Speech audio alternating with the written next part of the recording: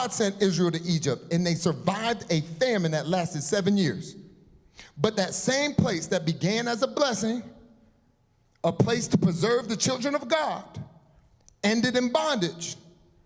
And that still does not mean that what God did for Israel 430 years ago back then was now bad, because they became slaves in the land that God used to save them. What God uses to bring about his glory and save us, the devil will try to pervert it so we're deceived to curse what God has blessed.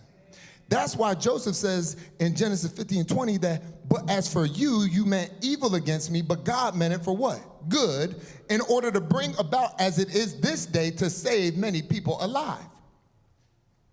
That's why when we reflect on what we experience in 2025, we must thank God for 2025, because everything we experience, no matter if it was good or bad in our eyes, God meant it for good.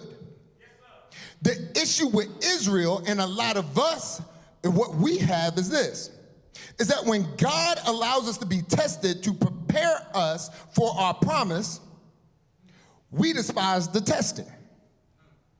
So we end up complaining against the Lord and cursing the good plans that he has for our lives. See, when Israel came out of Egypt and entered the wilderness on their way to the promised land, they complained and spoke negatively about their journey, and it displeased the Lord.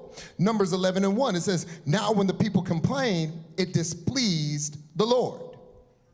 For the Lord heard it, and his anger was aroused. So the fire of the Lord burned among them and consumed some on the outskirts of the camp.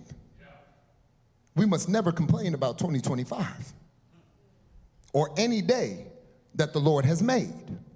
But instead, God says we should what? Rejoice in it, because we're still in the land of the living, knowing no matter what, all of 2025 was for our good.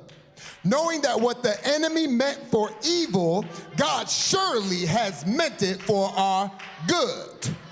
Therefore, what the enemy has destroyed in 2025, the Lord is going to restore in 2026.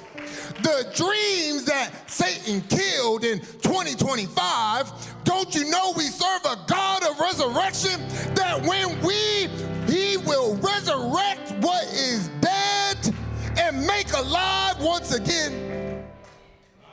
That in 2026, he will breathe his spirit into dry bones of all of our hopes and desires, and they will be alive once more.